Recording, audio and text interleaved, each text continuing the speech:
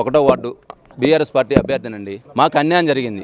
ఎట్లా అంటే కౌంటింగ్ విషయంలో అధికార పక్షానికి అధికారులుగానా వాళ్ళకే కొమ్ము కాసి వాళ్ళనే నడిపిస్తారు. ఎట్లా అంటే 3వ వార్డు మాకంటే ముందు కౌంటింగ్ అయింది. ఇండిపెండెంట్ అభ్యర్థి 18 ఓట్లతో గెలిపి ఉంది.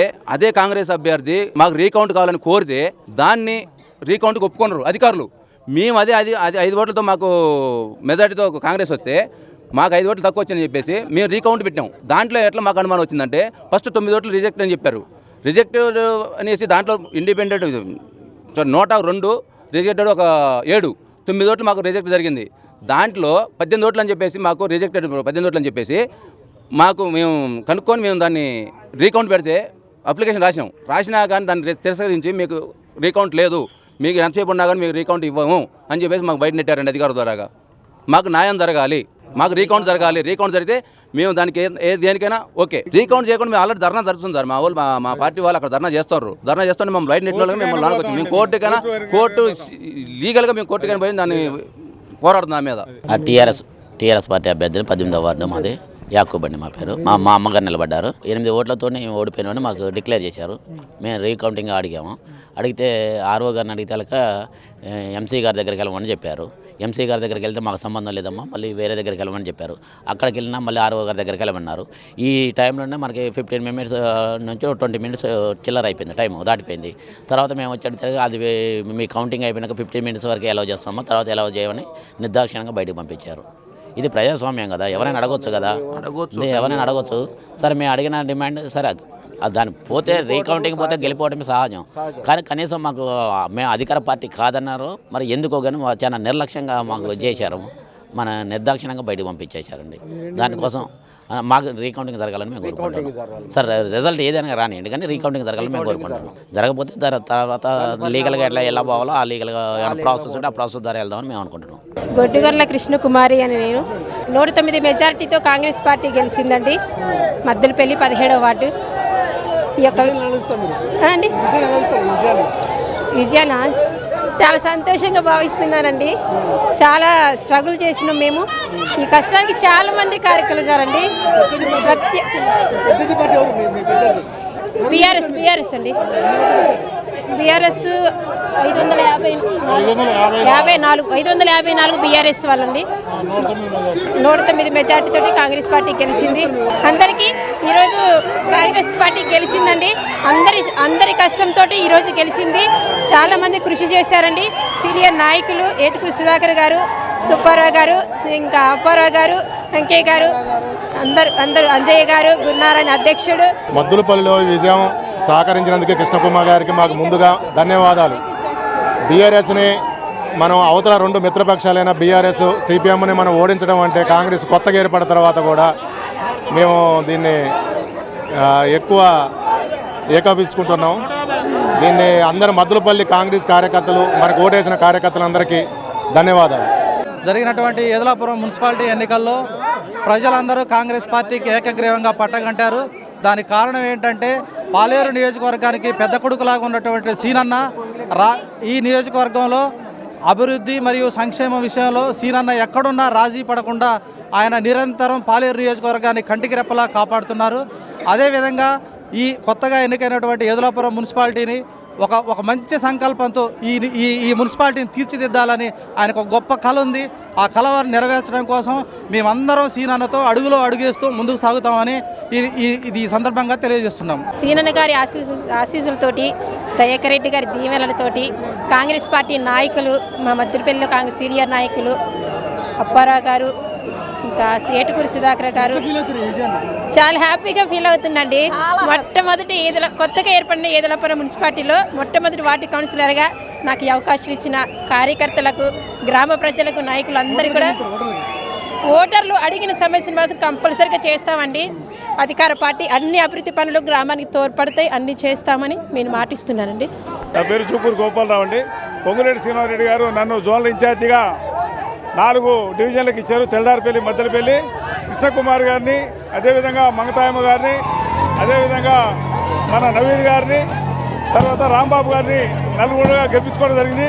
ఇవన్నీ కూడా శ్రీనివాసరెడ్డి గారికి కానుకగా ఇస్తున్నామని చెప్పి తెలియజేస్తాం. విజయాన్ని చాలా ఆనందంగా భావిస్తున్నాను. ఈ విజయాన్ని మన కాంగ్రెస్ పార్టీ రాష్ట్ర మంత్రివర్యులైన పొంగులేటి శ్రీనన్న గారి ఆశీస్సులతోనే, ఆయన చేసిన అభివృద్ధి వల్ల ఇంకా ఆయన ఆశీస్సులతో మరింత అభివృద్ధి చేయడానికి అవకాశం దొరికినట్టుగా భావిస్తున్నాను.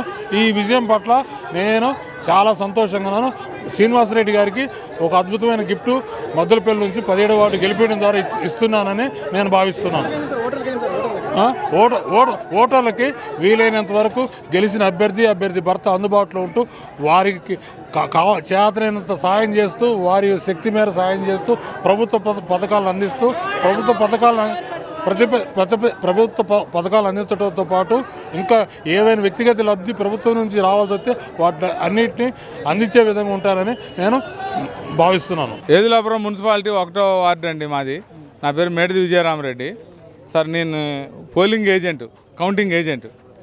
మేము మొత్తం అంతా కౌంటింగ్ అయ్యి సార్, మొత్తం లెక్క వచ్చిన తర్వాత ఏం చేశారంటే సార్, నోటా అని ఇవన్నీ వేసి 7, 2, 9 అని చెప్పారు. మళ్ళీ 18 ఓట్లు చేశారు. అవును సార్. తర్వాత ఆర్ఓ గారు మాకు ఫస్ట్ అన్నారు లిఖితపూర్వకంగా రాసి అండి అని అన్నారు. మేము రాసి ఇచ్చిన తర్వాత పోయింది కమిషనర్ గారు, ఎలాంటి డౌట్ ఉన్నా రాసి అండి అన్నారు. కమిషనర్ గారు కాడి పోయింది, ఆగండి అన్నారు. 3వసారి వచ్చిండు, అసలు మీకు సంబంధం లేదు, ఇది అయిపోయింది, ఆయన ఆర్ఓ గారు ఒప్పుకోడంట, ఆయన ఎవరో వేరే సారికి చెప్పారు, దానికి లేదన్నారు. లాస్ట్కి మమ్మల్ని వచ్చి పోలీసు వాళ్ళు వచ్చి బయటికి పంపించేశారు. 1.5 గంట వెయిటింగ్ చేసిన ఆడ అన్నీ క్లీన్ చేసారు. మాది ఒకటే ఆడ అట్లుంది, 1వ వార్డు. అధికారుల నిర్లక్ష్యం అంటే మమ్మల్ని వేరే బీఆర్ఎస్ పార్టీ అని అదేని మమ్మల్ని అధికార పార్టీలు మమ్మల్ని బయటికి నెట్టిచ్చేసారు. 13 ఓట్లు ఉన్నోడికి రీకౌంటింగ్ ఇస్తారు, ఏరే వాడికి ఇస్తారు. 18 ఓట్లు ఉన్నోడికి ఇస్తారు. మరి మాకు 5 ఓట్లకి ఎందుకు ఇయ్యరు? కారణం కూడా కావాలి కదా. మేము కూడా అదే మీడియా సమక్షంలో కానీ మాకు ఎట్లా చేసినా అవతలోడికి ఇస్తారు, మాకు ఎట్లా ఇయ్యారు. నియంత్రిత పరిపాలన అండి ఇది, నియంత్రిత పరిపాలన ఇది. అదేంటంటే ప్రజాస్వామ్యంలో ప్రతి ఒక్క పౌరుడికి హక్కు ఉంది, భావ స్వేచ్ఛ ఉన్నదండి. ఒకటికి ఇచ్చినప్పుడు ఇంకోటికి అట్లా ఇయ్యారు. 5 ఓట్లు ఉన్నోడికి 13 ఓట్లు ఆడా, 5 ఓట్లు ఆడా ఉన్నాయి. ఈరోజు తెలంగాణ రాష్ట్ర ప్రజలు కాంగ్రెస్ పార్టీకి మున్సిపల్ ఎన్నికల్లో అద్భుతమైన విజయాన్ని ఇచ్చారు.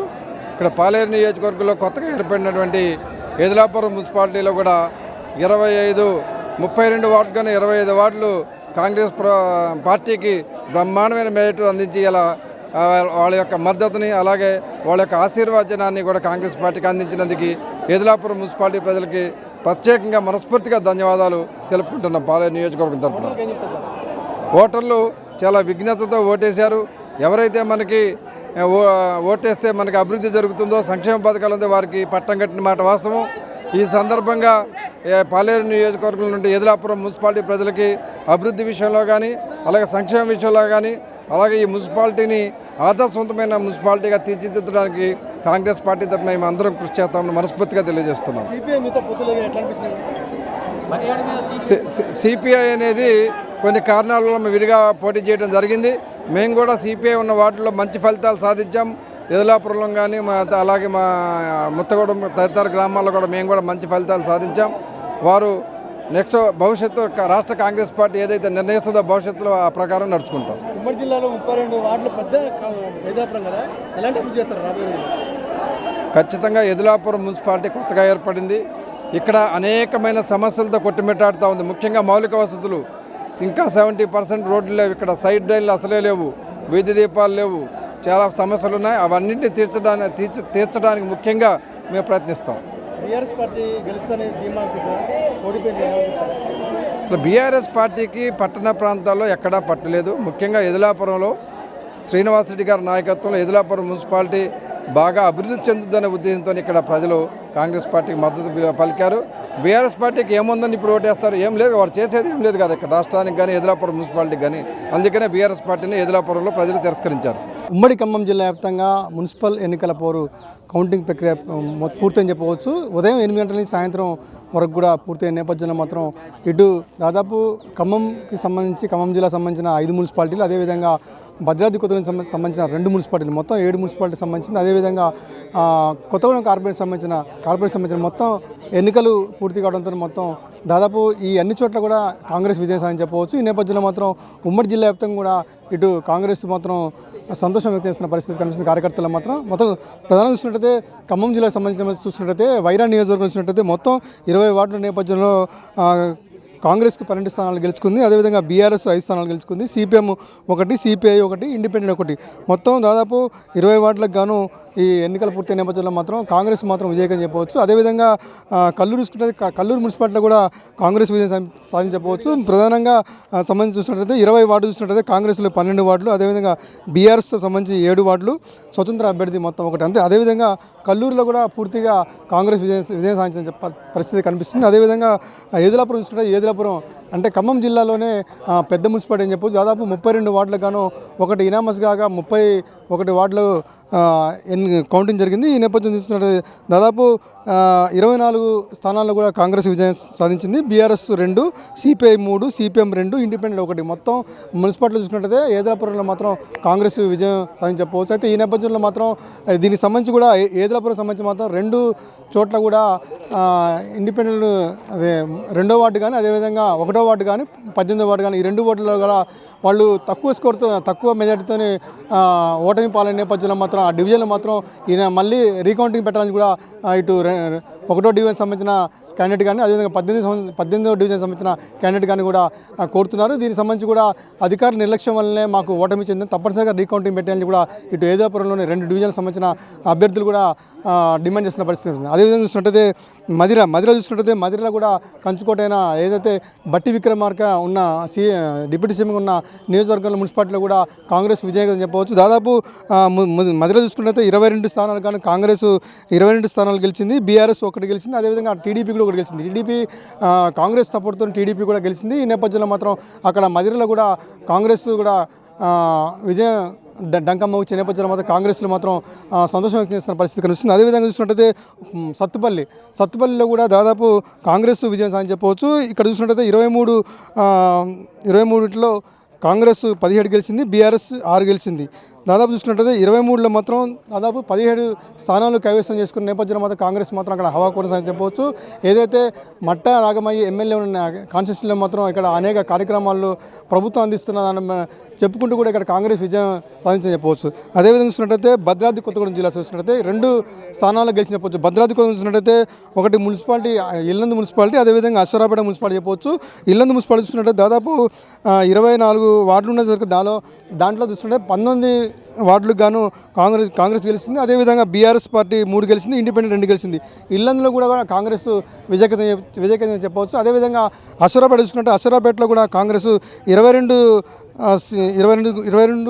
సీట్లకు కానివ్వండి 18 సీట్లు కైవసం చేసుకుంది. అదేవిధంగా బీఆర్ఎస్ 2, బీజేపీ 1, మొత్తం చూసినట్టయితే ఏదైతే అశ్వరాపేటలో కూడా కాంగ్రెస్ విజయకేతనం చేసింది చెప్పవచ్చు. ప్రధానంగా చూసినట్టయితే ఈ ఉమ్మడి జిల్లా చూసినట్టయితే ఇటు ఖమ్మం జిల్లాలోని 5 మున్సిపాలిటీలను అదేవిధంగా భద్రాద్రి కొత్తగూడెం జిల్లాకు సంబంధించిన 2 మున్సిపాలిటీలను కూడా మొత్తం 7 మున్సిపాలిటీలో కూడా కాంగ్రెస్ హవా కొనసాగని చెప్పవచ్చు. ఈ నేపథ్యంలో అదేవిధంగా ప్రధానంగా చూసినట్టయితే భద్రాద్రి జిల్లాకు సంబంధించి మాత్రం 60 డివిజన్లు చూసినట్టయితే భద్రాద్రి జిల్లా చూసినట్టే 60 డివిజన్లు. కొత్తగూడెం చూసినట్టే కూనూరు సాంబశివరావు ఉన్న నేపథ్యంలో మాత్రం కొత్తగూడెంలో మాత్రం 60 డివిజన్లకు సంబంధించి మనం చూసినట్టయితే దాదాపు సగానికి సగా కూడా సిపిఐకే ఓట్లు గెలిచి చెప్పవచ్చు. ఈ నేపథ్యంలో మనం కాంగ్రెస్ మాత్రం కొంచెం చిత్రమని చెప్పవచ్చు. ఈ నేపథ్యంలో మాత్రం హోరాహోరుగా నడుస్తున్న నేపథ్యంలో మాత్రం ఇంకా విజయం తేలాల్సిన పరిస్థితి ఉంది. మొత్తానికైతే ఉమ్మడి ఖమ్మం జిల్లా వ్యాప్తం చూసినట్టయితే కాంగ్రెస్ విజయం కింద చెప్పవచ్చు.